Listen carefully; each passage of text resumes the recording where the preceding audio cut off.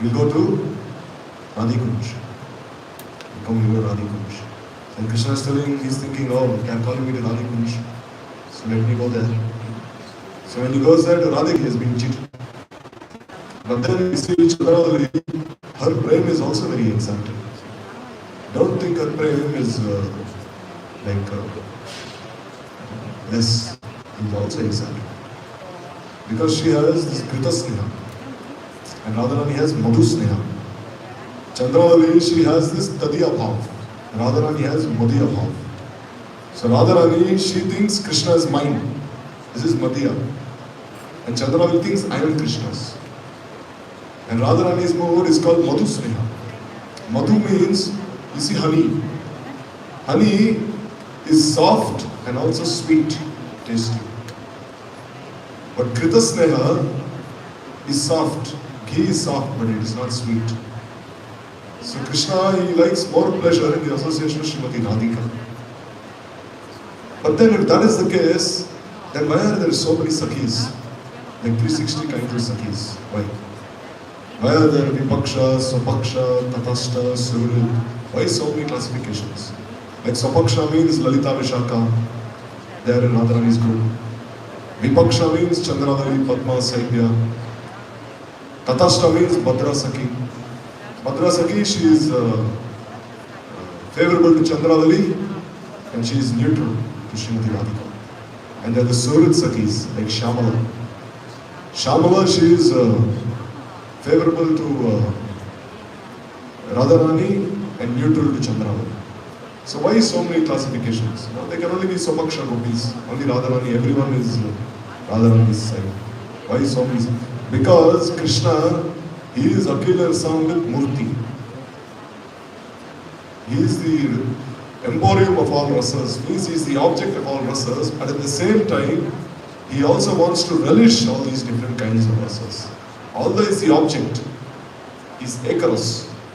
But still, when he becomes Anekaras, then he wants to relish all these different moods of all the different associates. This is Krishna's desire. And Radharani, she is Krishna's Ichha Shakti. She fulfills all of Krishna's desires. Krishna he only desires and Radharani fulfills. This is called Shakti Parinam Bhat. Today I was listening to one class on conversation. Maybe Maharaj also heard. Recent conversation. So, Giri Maharaj and Tamal Krishna Maharaj, they were speaking to Gurudev. So then Gurudev, he was explaining that Mahaprabhu's philosophy is called Achinta Veda Ved. This is Mahaprabhu's. And we see Nimbaditya's philosophy is also called Veda Ved. It is called what? Sarup, no. It is called Sarupiki Veda Ved. Means there's a difference. They're simultaneously one and different, both the philosophies, but there's some slight difference. Swabhaviki Veda Ved. This is Nimbaditya's philosophy. So what is the difference between Achinta Veda Ved and Swabhaviki Veda Ved? Both are same. One and non-different. There's a slight difference. In Nimbaditya's philosophy of Swabhaviki Veda Ved, there they believe in Vastu Parinam Bhat. So Vastu Parinam Bhat means, they say Krishna himself transforms into this material world. He himself transforms into all the jivas. And he is simultaneously one and different from his creation and the jivas. This is called Swabhaviki Veda Ved. This is a very important term. Gurudev was explaining. See, this is, we should not be lazy when it comes to Tattva Siddhanta. We should have solid standing Tattva Siddhanta. If it is not solid, then we will easily get swayed. We will easily get disturbed. Someone will come and say something, how will you answer? No. And Gurudev would say all the sannyasis should learn at least 10 sutras from this Vedanta Sutra, at least 10. Atata Brahma Jigyasa, Navidi Shabdat, Shastra Yonitvat, so many other, at least 10 he said. Because he said if any Mayavadi comes and he asks you, he starts debating with you on Vedanta Sutra, you don't know anything, then how will you answer? And especially sannyasis, he said, should know this. 10 of the, at least 10 he said. Otherwise, how are we proper line of Gurudev. So this is Vastu Parinambad, that Krishna himself transforms. This is Sabhaviki Vedave. But Mahaprabhu, his philosophy is called Achinta Vedave. Here they believe in Shakti Parinambad. What is the Shakti Parinambad? Here, the Shakti of Krishna is Sarup Shakti. She manifests and she performs her service to Krishna in different forms. When she is acting as Sarup Shakti, she transforms into all the Vaikuntha planets. She transforms into Golok Vrindavan. She transforms into all the associates of Krishna. Even Baladev Prabhu comes from Sarup Shakti. Even Baladev Prabhu. Even he comes from there. We have this, like last year I remember Prabhuji was asking all of us that is Baladev any different from Srimati Radhika? And then we were confused. We were thinking, Baladev Prabhu, he is Dham Sarup. He is manifesting himself as the Dham, as all the associates of Krishna. So maybe in any way he is different from Srimati Radhika. But no, this is not the case. He is also serving Krishna under the guidance of Srimati Radhika. In all rasas. Even in Madhur Ras, Baladev Prabhu is serving under the guidance of Srimati Radhika. As how? As Ananda Manjari. As the younger sister of Srimati Radhika. He is also serving in that form. Because we see Samvit, Halladini and Sandini. These are the three aspects of Sarup Shakti. Samvit Shakti means this mood of knowing oneself. Krishna and all his associates, they know each other because of having some knowledge. Krishna, how does he know that Srimati Radhika is my beloved, Baladev is my brother, Nanda and Yashoda my father? And how do Nanda and Yashoda know that Krishna is our son? How does Radharani know that Krishna is my beloved? How do the Sakhas know that Krishna is our friend? This is by Samvit Shakti. And then there is Sandini. Sandini means the Shakti which makes the platform for all of Krishna's pastimes to manifest. This Dham is coming from Sandini Shakti. The bodies of all the associates of Krishna, they are coming from Sandini Shakti. Like you see all these trees, all these creepers, even the river Yamuna, they are all coming from Sandini Shakti. From Baladev Prabhu. Except for Radharani and Kaya Viva. They come directly from Srimati Radhika. The Ashtasakis and the Ashtamanjaris, they are direct expansions of Srimati Radhika's form. They are Kaya Viva. And all the others, they come from Sandini Shakti. Even all the other associates of Krishna, including the gopis, they come from Sandini Shakti, Baladev Prabhu also. Because Baladev, he is thinking that I'll have to manifest myself in many different forms to serve Krishna. So Nanda and Yashoda also come from him. Even the Sakhas come from him. Even the gopis come from him, many of the gopis. Because we see there are so many different classes of gopis. They are the Nitya Siddhas. The Nitya Siddhas come from whom? Directly from Baladev Prabhu. So they are not even Jiva Tattva who are coming from Baladev Prabhu. They are not Jiva Tattva. And then from Mahavishnu, Karnadasai Vishnu, you see two kinds of Jivas are coming. One kind of Jivas, they are looking directly towards the spiritual world. They get attracted there and they go there. They are Nitya Mukta. They are not Nitya Siddha. There is a difference here. There is a difference between Nitya Mukta and Nitya Siddha. Nitya Mukta means they have never been conditioned. They go directly to the spiritual world. And then we see there are Sadhan Siddhas. Sadhan Siddhas, how do they appear? They look towards the material world and they become conditioned. But then by meeting with the sadhu, bona fide sadhu and bona fide guru, when they practice this bhajan pranali, then what happens? Gradually all these symptoms of pure bhakti manifest within the sadhak, within the jiva. What are they? There are 6 symptoms which manifest for the sadhak who is gradually practicing Krishna bhakti. What are they? The first 2 symptoms are Kleshagni and Shubhada. Kleshagni means all his miseries go away. All his, whatever he's suffering goes away. Now to see people are suffering so much they're suffering. But the other day I was speaking to one man He was telling me, oh Maharaj, I want to commit suicide. Please help me. He was saying, I want to die, give up my life. People are suffering so much in this world. Because we are refugees in this world. This is not our eternal home. We have to realize this. We have only come here for a few days. So you see, people are suffering so much. Adhyatmik, Adi Bhautik, Adi Daivik. But when practicing bhajan, what happens? Gradually all his miseries go away. All of them go away. It's called Kleshagni. First symptom. And the second symptom is Shubhada. Shubhada means all kinds of good fortune, they start appearing in the sadhak's heart. Everything becomes very favorable for him. No one will oppose him anymore. No one will create any problems for him anymore. His advancement in bhajan becomes very rapid. Nothing can derail him except Vaishnava aparadha. And he will not even commit aparadha also. Because he is already across the stages of Nishtha, Ruchi, Ashakti. So when will he have the time to commit aparadha? No. We should not think so much about aparadha. If we keep thinking Vaishnava aparadha, Vaishnava aparadha, Vaishnava aparadha, then we will commit aparadha. We should be positive always. We are always engaged in all the limbs of devotion, like Shravan, Kirtan, Archan, Vandan, Dasyam. We are staying in the Dham, in the association of devotees, we are doing Kirtan, doing Parikrama, we are reading books. And when do you even have the time to commit aparadha?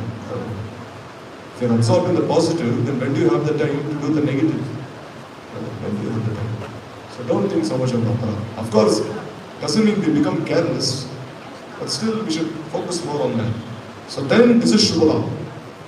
All kinds of good fortune appearing in his life. Then there is the other two symptoms which appear. What are they? Moksha Lagutakrit. Moksha Lagutakrit means even liberation becomes very insignificant for him. In this world you see people, everyone are trying for liberation. Everyone, some way or the other. When people are very depressed, what do? They go to counselors. They go to psychologists, psychiatrists. They take medicine. So many kinds of medicine. Why? To get some liberation from their depression. No. People take drugs, they do so many things. Why? To get liberation. Everyone is trying for that liberation. No. Everyone. Liberation means not to be happy. This is liberation. But for a pure devotee, even that liberation becomes insignificant. He will not care even for liberation also. And then there is Sudurlabha. Sudurlabha means that devotion which is rarely achieved. Kotishravi Mahamuni. Even among Mahamunis, among Koti, among millions of such Mahamunis, that devotion is achieved by one. Sudurlabha, very rarely achieved. Don't think that we are in Vrindavan Dham, we are here practicing bhakti, so we are very it is not something special. It is so special that we are in the Dham now. Don't take it for granted. Don't take it for granted. We are in the Dham, we are staying in the association of devotees, everywhere. You see in Vrindavan, everywhere you go there are devotees. Everywhere. Where do you get that in any other place? Like the other day, Maharaj and me, we were going to see a doctor. We stopped at one place, that Bhagavad Katha was going on. Speaking Bhagavatam, 5th canto. This Guru Baba and Urvashi Upakya. Anywhere you go, Kirtan. Anywhere you go, devotees. Where do you get that association? Where do you get that opportunity? So rarely achieved. Don't think that now I'm staying in the Dham so many years. So like anyone else, what is so special? No. Don't take it for granted. You may never know when you might get this chance again. You never know when you might get this chance. It's a golden chance. No. Like let's say you're drowning in the ocean. Everywhere you see there's water.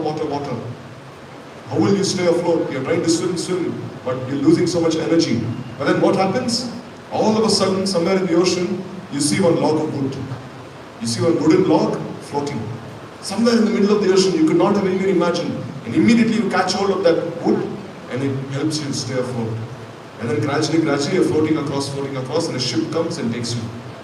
So we are also in this ocean of material existence, Bhavasagar. We're drowning, suffering so much. And then anyhow, this Sadhu Sangha has come. This Dhammas has come, this opportunity, golden opportunity. You must catch on to it. Bhakti is for the taking. No, you must grab the chance. No. Krishna Bhakti Rasa Bhavitam Mati. Ketam yadi kutopi lapyate.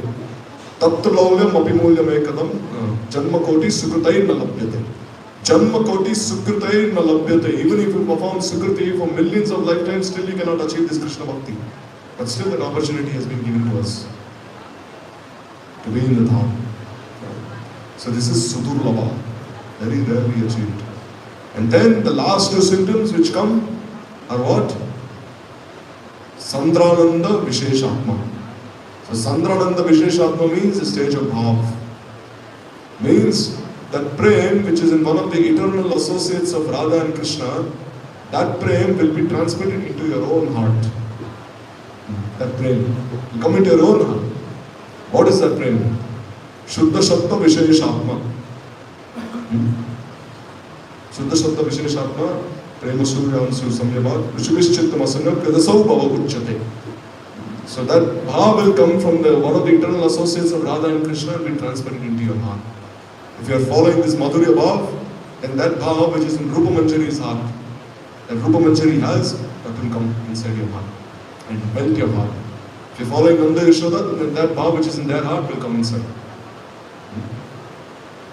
This is Sandrananda Visheshatma. This is the stage of Bhav. And then there is Sri Krishna Akarshanica. Sri Krishna Akarshanica means when you are in the stage of Bhav Bhakti, then you have Sarup Siddhi.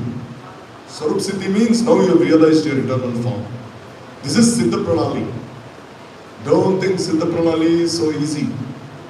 And you just go to any devotee and you receive that Siddha Pranali.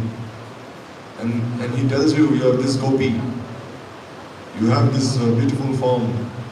The color of your sari is green. And your name is such and such Manjari, such and such Sakhi. And then you think you have achieved Siddha Pranali. No, this is very elevated stage. You must gradually begin from Nishtha, Ruchi, Ashakti, Bhav. When the stage of Bhav comes, then this Siddha Pranali you will achieve. No. What are the symptoms? Shanti Avyakta Kalattam. Not even one moment you will waste. 24 hours you will be engaged. Chappan Danda Ratri Dine, Janina Radha Govinda Bine. Only 1 hour you will sleep. And even when you are sleeping, Sapne Radha Govinda Deke. You are having darshan of Radha and Govinda. This is the stage of Bhav, Siddha Pranali. And then when you achieve your Swarup this way, when you have the Swarup Siddhi, and you have realized your form, then Krishna himself will be attracted by your form. Even though Krishna is in Golok Vrindavan, he is performing all these leelas with Radharani and all the Sakhis, when he sees that one Jiva has achieved the stage of Bhav, and he wants to serve me, or she wants to serve me in Golok Vrindavan, then he looks towards the material world. Saying, who is that Jiva? Krishna himself, when he is in Golok Vrindavan. Why? Because there are two aspects to Krishna's leelas, Krishna's pastimes. There is Sarvagyata and Muktata. Sarvagyata means Krishna is omniscient. He is Bhagavan himself. And Muktata means Krishna himself becomes bewildered by his own leelas. No. Because when Krishna is enjoying with Radharani and all the Sakhis and Manjaris, then he forgets himself. He forgets that I am God. Radharani, she forgets I am Sarup Shakti. Nanda Yashoda, they forget that Krishna is God. They only look at him as their own son. This is Muktata. So if this is the case, then who will listen to our prayers? No, who will listen to our suffering? No. Because then we'll think, oh, Krishna is only enjoying there in Golok Vrindavan, and we are suffering here. We are so depressed. No, we have so many health problems, mental issues, and Krishna is not even listening. And if someone tells the devotee or the super soul inside your heart, he is listening. Paramatma. Will any devotee be happy if you tell this to him? That our Paramatma is listening to all your suffering. He knows what's happening. The devotee, he'll be heartbroken. How can he even tolerate that? He wants Krishna himself to be like with him at all times. No, because he is one-pointed. So you see, Krishna also has Sarvagyata. He is also omniscient. Why? Sadanga Sharanagati Hoive Jahar Tahar Prartana Shune Sri Nanda Kumar. When you follow this process of sixfold Sharanagati, then what happens? Krishna himself will start listening to all your prayers. What are those sixfold processes? That you accept that which is favorable, reject that which is unfavorable. And then you accept Krishna as your own maintainer, as your protector. This is Sharanagati. Then Krishna looks towards the Jiva. Oh, what is happening? He surrender. And then when he is in the stage of Sarup Siddhi Bhav, then he thinks, oh, now I have to bring the Jiva to the spiritual world. I have to bring him. Now he is getting ready to enter. Because we see in Brad Bhagavatamrita and Gopakumar met Krishna in Govardhan. Krishna embraced Gopakumar and he was crying so much. He was saying, I was waiting for you for so long. My dear friend, my dear brother, where were you? I was waiting. And Krishna, as he is speaking, he is weeping so much. Gopakumar is weeping so much. Krishna was saying that I was looking for any excuse whatsoever to bring you here. Krishna was telling Gopakumar. And you see, Krishna himself appeared as Gopakumar's guru. This Jayanta, Gopakumar's guru is who? Is Krishna himself, who initiated Gopakumar. And who sent Krishna there? Radharani sent Krishna there. Because Radharani, she was seeing that Krishna is missing his friend so much. He is weeping so much in separation from his friend. So Radharani told Krishna, you have to go and help Gopakumar. You become his guru and you bring him here. Similarly, Krishna is weeping for each and every jiva. Every living entity is weeping. In Javadharma, Bhakti Thakur is described how merciful Krishna is. For every person he is weeping. He is weeping for all of us also. For all of us he is weeping. Every jiva he is weeping. Saying, when will this jiva come back? When will this jiva come with me in the spiritual world? When will he take part in my leelas? So see how merciful Krishna is. This is Sarvaketa. So this way, Shri Krishna Akarshaneecha. So in this way, the jiva, from the stage of Baddha Dasha, from the stage of conditioned life, he becomes liberated and then he goes to Govardhan. Then he associates with Krishna. Then he is also Sadhan Siddha in this way. So in this way, you see, Baladev Prabhu, all these Sadhan Siddhas, Nitya Siddhas, Nitya Muktas, they're all coming from him and they're serving. But still you see, the same Baladev Prabhu, Sandhini Shakti, he's serving under the guidance of Srimati Radhika. This is Sandhini. And Halladini is who? That she is Radharani herself. She is giving pleasure to all the jivas here in the spiritual world, all the parikars. So Samvit, Sandhini, Halladini. These three aspects come from Srimati Radhika herself. So this is Shakti Parinamavad. Radharani, she is fulfilling all the desires of Krishna by manifesting all these transformations. Vikara. Because Krishna, he is avikari. Avikari means Krishna is immutable. He is never transformed. Rather, his Shakti is transformed. His Sarup Shakti. Like we see, how do the Jivas manifest? The Jivas manifest when Krishna, he situates himself in his Tatastha Shakti. What is his Tatastha Shakti? It is his marginal potency. When Krishna is in that marginal potency, there is no Sarup Shakti. There is no other Shakti. There is only Tatastha Shakti. And then all the Jivas manifest from him. Because the Jivas are part and parcel of Krishna. No?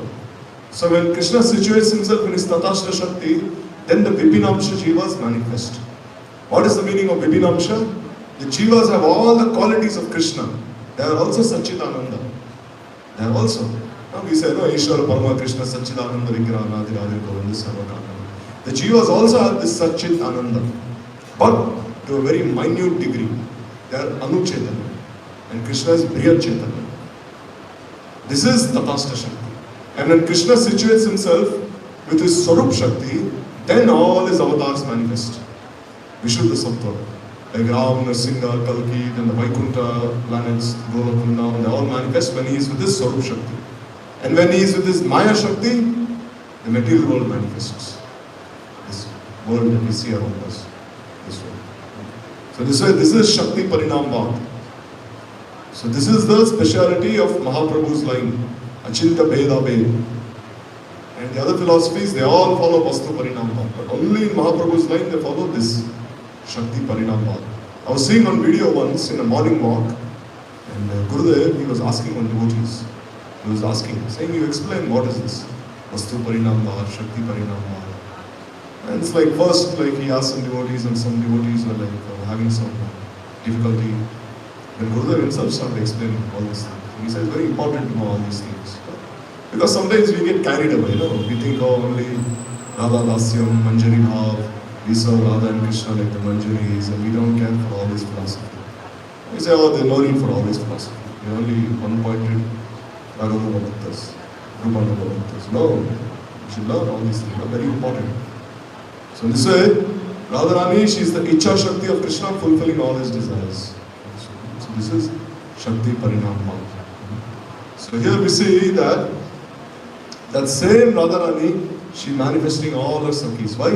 Because the example is given that if there's a creeper, no, a lata. If you see a creeper around a tree, if there are no flowers on that creeper, if there are no leaves, if there are no buds on that creeper, then the creeper is not so beautiful to look at. But if there are many flowers blooming on that creeper, if there are many buds, if there are even fruits, small berries, like some small berries, then the creeper is so beautiful to look at.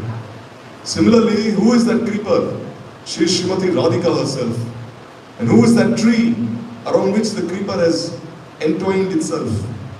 Who is that tree? That tree is Krishna himself, the Tabal Vriksha. And Radharani, when she is around that creeper, then what happens? That time, all the flowers on that creeper, they're all blossoming. All the buds are blossoming. All the other different elements of that creeper, they're so happy. And when the wind is blowing against that creeper, when the wind is blowing, that time the creeper starts shaking. It starts shaking in that wind. And that time all the flowers, berries, they all start shaking also. So what is the meaning? It means when Radha and Krishna are together, when they are meeting each other, that time all the Manjaris or Srimati Radhika, they become so happy to be in the direct presence of Radha and Krishna that the happiness they feel in the meeting of Radha and Krishna is even greater than the happiness that Radha and Krishna themselves experience. So you see here, the jiva is so small, infinitesimal, the jiva is so insignificant, Shudra. But still you see, the jiva can achieve such a great position, such a high position, that the jiva as the maidservant of Srimati Radhika can experience happiness that even Radharani is not experiencing. Even greater happiness than Radha and Krishna are experiencing. So this is causeless mercy. So this is the opportunity that is being given to us by our Guru Varga. This is this. No. Like once they asked Swami Prabhupada that, does your philosophy, what does your philosophy teach? Then Swami Prabhupada, he said, the other philosophies, they teach one to become God. Now, this is Advaita, that you become God. But in our philosophy, we don't want to become God. We want to be more than God, he says. We want to be greater than God. We don't want to be same as God. We want to be greater than Him. Means what? You control God by your love and affection, by your prema. You become greater than Him. No. Yashoda, she's controlling Krishna so much that Krishna is weeping in front of Yashoda, saying, don't beat me, mother. And she's even twisting Krishna's ears. And she's binding Krishna to the grinding mortar with a rope. So you see here, God Himself has become less than Yashoda. And we see in the Kunjas, in Seva Kunj, Krishna, God Himself is falling at the feet of Srimati Radhika. He's offering his crown at the feet of Srimati Radhika and saying, please forgive me. And then Radharani is saying that now you'll have to decorate your head with this alta on my feet. Means alta means it's like some red colored dye that ladies they apply on their feet. So then Krishna, he takes some of that alta and he puts it on his head to say that now I'm Radharani's servant. This is prem. Krishna himself has become the servant of his associates. This is the meaning of becoming greater than God. So this opportunity is being given. So why should we waste this opportunity? No. Even though we are not qualified, we have so many anarthas. So many anarthas. Lust. We become very lusty. We become very angry. A slight provocation, we become angry. And then we become greedy. We are envious. And then we become illusioned by Maya sometimes. And then lust, kam, krodh, moha, matsarya, madness, sometimes you become crazy, mad. But in spite of that, in spite of having all these anarthas, if we have this hope, that anyhow, even though I have so many anarthas, I want that prema that can even control Radha and Krishna. And this hope, will make one go past all these anarthas. He will not care for any of these anarthas. What is that hope? That is greed. And anyhow, I need this, I want this. Like once one devotee was asking Gurudev, when do I know that I'll have greed? So Gurudev said, when you have greed, you'll not even ask this question in the first place. And then one more devotee was saying, oh Gurudev, I have so many anarthas, and you're speaking such high things. But how can I have such when I have so many anarthas? Gurudev said, if you really have greed, you will not even care for these anarthas. Anyhow, you will progress, you'll advance. Like if you see a river if you see a river in front of you, like the Ganga or the Yamuna, and if you want to go across, what will you do? You'll either swim across or you'll just take a boat and you'll go across. You won't wait for the river to go dry. It's not like, oh, you wait, okay, let me wait for the river to dry, then slowly I'll walk across. It will never dry. In millions of years, the river will never dry. The flow will always be there. Similarly, the anarthas in our hearts, they'll never go away. They'll always be there. Not like this Asat Trishna, Hridaya Daurbalya, weakness of heart, Aparad, and this Swarup Brahma, illusion of the self, illusion of Krishna Maya. These things will never go away. They will always be there. But the more we advance, and the more this Prema Bhakti starts entering into our hearts, manifesting in our hearts, then the more these anarthas will leave. We should not try separately for these anarthas. Saying, I'll focus on them. I'll focus on removing all these anarthas. No, they will never go.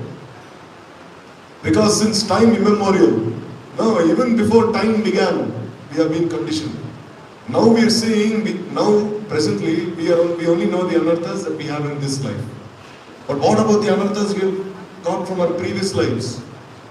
So many previous lives we have undergone. Don't think that this is the first life that we have.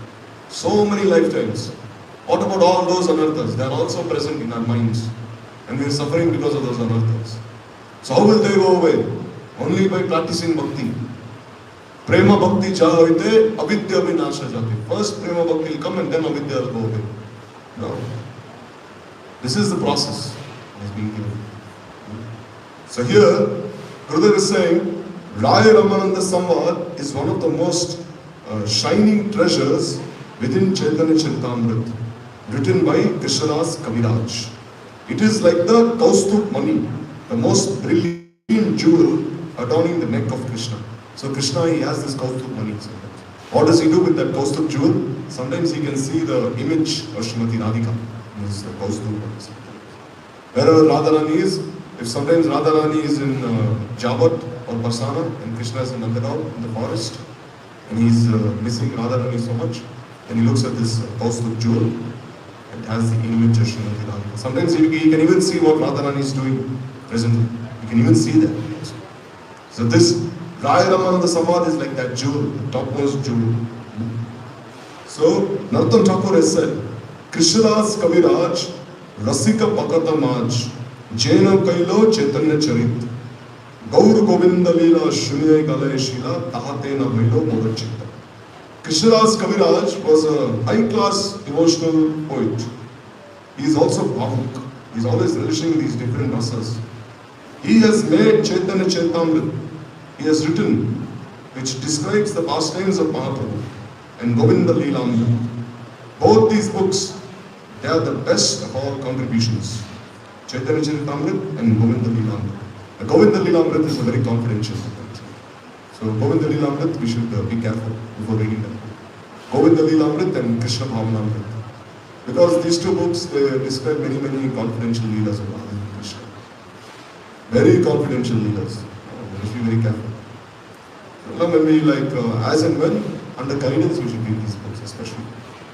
When the devotees are speaking, then we must read these books. Or else, if we are reading on our own, it is also okay to read on our own, but sometimes we may get a mundane understanding of Radha and Krishna's leelas. We get a very mundane understanding. Like we see even Gita Govinda also. Gita Govinda also is a very beautiful book. But if you're reading not with the proper attitude, then you see even by reading Gita Govinda you can get many mundane ideas there. So must be very careful. So here Kaviraj Goswami has written these two books, Chaitanya Charitamrita and Govinda Leelamrita. We see Chaitanya Charitamrita is such a beautiful Bhaktivinoda Thakur, he spent 10 years looking for one copy of Chaitanya Charitamrita. He could not find Bengal anywhere. He had to publish advertisements in the newspaper saying if anyone has a commentary on the Chaitanya Charitamrita, then please give it to me. And anyhow he collected everything and then he published his Chaitanya Charitamrita as a one book. Because all these things, the contents of Chaitanya Charitamrita, they were scattered here and there. They were all scattered. Because that time we see, we didn't have all these digital things. No? They were all like handwritten copies, handmade copies. So Adi, Madhya, Antya, they were all scattered here and there. So you had to collect all of them here. Like we see, Vishwanath Chakravarti Thakur, he has written a Sanskrit commentary on Chaitanya Charitamrita. But now that commentary is lost. No one knows where this commentary is. Vishwanath Chakravarti Thakur's commentary. No one knows. In fact, some devotees, they even they appeal to all the other ones. They published one advertisement saying if anyone has this Sanskrit commentary Chakravarti Thakur, please come forward. Give it to us, we publish it. They couldn't find. No one knows what happened. So you see books, they get lost sometimes. No one knows what happens. Like you see Bhaktivinoda Thakur, he wrote 300 books. And only 100 books are present. If you see, he actually wrote 300. We lost 200 books. No, such a great treasure we lost. Only 100 books are present now. He's written so many more. So Kaviraj Goswami, he has written this most wonderful masterpiece, Chaitanya Charitamrita. Prabhupada said, even if the atheists, the demons, they burn all the books in this world, no harm. If this one book, Chaitanya Charitamrita, is present, more than enough, he said. He said, even if there's Mahapralaya, even if the entire earth becomes submerged in water, what will I do? I will catch hold of Chaitanya Charitamrita to my chest and I will swim across. Prabhupada said. I'll only save this one book, he said. If I cannot save anything, even the Vedas, Upanishads, even the Bhagavatam, he said. Even if the Bhagavatam is lost, no harm, he said. But if I can find the Chaitanya Charitamrita, I'll catch hold of it and hold it to my chest and anyhow swim across and save this one book, he said. And Bhakti Kumud Santa Maharaj, he said, even if we lose Chaitanya Charitamrita, no harm. But if Jaiva Dharma is present, enough, he said. Jaiva Dharma is the essence of Chaitanya Charitamrita. Bhakti Kumud Santa Maharaj said. So Srimad Bhagavatam, the king of devotional literature and the essence of all Vedanta, is considered to be the birthplace of Shuddha Bhakti. And it was revealed by Krishna to Vyas during his devotional trance. Similarly, the Chaitanya Charitamrita and Govinda Leelamrita, these two books are the very essence of Veda, Vedanta, Puranas and all the Upanishads. Kaviraj Goswami has said, I am not writing this book. Madan Mohan himself is directly writing this book through me. My writing is just like a parrot who repeats what it has learned from another. I am writing what Madan Gopal is himself dictating to me. I am simply a wooden puppet. So if you go to Karoli, you can see two deities. In the middle is Madan Mohan, and the left is Madan Gopal. You see that there are two deities there actually. Madan Mohan was worshipped by Sanatana Goswami, and Madan Gopal was worshipped by Advaita Acharya. Those who went to Karoli, you have darshan there. Left is Madan Gopal, the middle is Madan Mohan. So he's saying both of them are writing through me. For 16 years, Raghunath Das Goswami, one of the 6 Goswamis of Vrindavan, he stayed directly at the lotus feet of Sri Chaitanya Mahaprabhu in Jagannath Puri. That which he personally witnessed and he heard directly by his ears and which he directly saw by his eyes, that which he heard from Sarup Damodar Goswami, he gave to me. So Raghunath Das Goswami, he had written everything down in his diary, especially this Kavacha. The Sarup Damodar Goswami himself had written down, he gave to Raghunath Das Goswami. Because Mahaprabhu had offered Raghunath Das Goswami into Sarup Damodar Goswami's hands. And then Kaviraj Goswami, when he was staying in Radhakund, Das Goswami was still present. Because even now if you go there, you can see Kaviraj Goswami, he started writing Chaitanya Charitamrita in Vrindavan. But he finished Chaitanya Charitamrita in Radhakund. There's a difference here. Like Rupa Goswami, he wrote all his books here in this Radha Damodar temple. Ujjal Nilamani, Bhakti Rasamrita Sindhu. But he also wrote some books in Terkaram. There also. 2 places he wrote, here and Terkaram. Similarly, Kaviraj Goswami, he started here and he finished there. So we see there is Kaviraj Goswami's Bhajan Kutir. There. And right beside his Bhajan Kutir is the Bhajan Kutir of Das Goswami. Like right in front of his. There. So Das Goswami personally, whatever he had heard from Sarup Damodar, whatever he had seen, he told Kaviraj Goswami here. So this way, Sarup Damodar Goswami is one of the most intimate associates of Sri Chaitanya Mahaprabhu. He has described the final pastimes of Mahaprabhu in his notebook, Kadacha. And Raghunath Das Goswami memorized all those notes. And Kaviraj Goswami, he heard those notes directly from him. And he expanded upon them in composing his Chaitanya Charitamrita in this way. Where he said, I have heard from the mouth of Raghunath Das Goswami all about the pastimes of Chaitanya Mahaprabhu, as Sarup Damodar Goswami recorded in his notebook. I have briefly described those pastimes. Whatever I have written is by the mercy of Chaitanya Mahaprabhu, since I am an insignificant living being. If you see here in Chaitanya Charitamrita, actually, if you look, Kaviraj Goswami has summarized all the Antalila pastimes of Mahaprabhu in the very beginning. He has summarized them. Why? Because he was saying, I don't know how long I will live. I'm already over 90 years old. He said, I cannot even see properly. My hands are shaking, they're trembling, I cannot even write, he said. So I don't know when I will leave my body. And if I don't summarize all these leelas of Mahaprabhu, if I don't speak the essence, then these leelas may be lost forever, he said. They might be lost. So he summarized all of them. And then when he saw that Krishna has given him more time, then he started expanding upon them. It's written there in Chaitanya Charitamrita. He said, no, Krishna has given me more time, so let me expand upon them. Like you see even Swami Prabhupada, no, Swami Maharaj. Why did he write the Krishna book? When did he publish the Krishna book? He published the Krishna book in 1969. And before that he had a heart attack. In 1967, he had a heart attack in New York.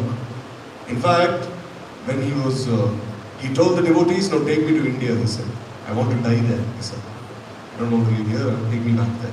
So when he was about to leave to India, like all the devotees are weeping so much, saying Prabhupada is going to leave us now, he might not come back. Because Prabhupada said, I have to go back, he said. Heart attack again. Because previously he also suffered another heart attack in the ship. So then when he went back to India, then he realized that Krishna is giving him more time.